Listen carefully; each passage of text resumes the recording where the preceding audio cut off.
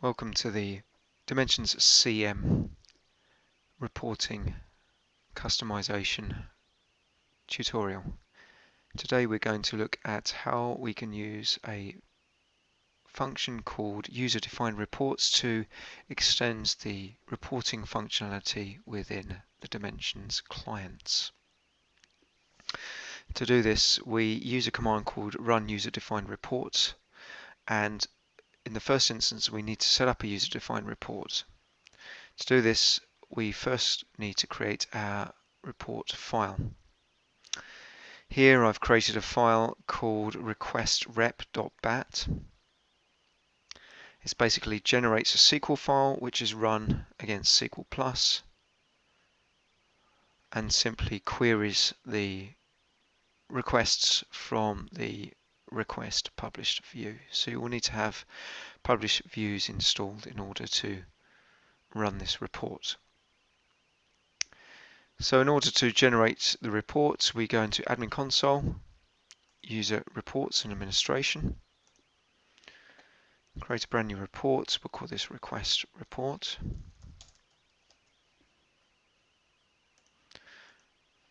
It's under the scope of change management.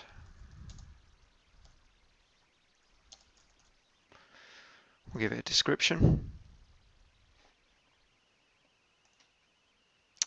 The file that I just mentioned earlier, I'm now going to define as the report file. So I'll give this a name.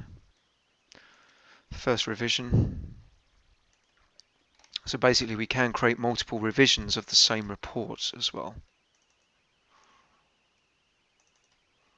And here it is, the file that we were looking at earlier. I typically give this file name the same name when running the report, and we ensure that this box is ticked. Now we click on OK, and we are ready to run our report. At this point in the desktop client, we go under Tools, Reports, Run User Reports. We select the category, and already we have Request Report in place. Products predefined.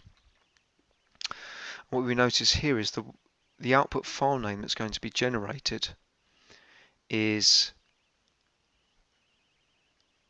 prefixed by the path of the work area.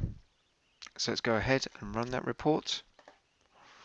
Report is completed. If we go to the work area, you can see here that a file has been generated called user-reports.out.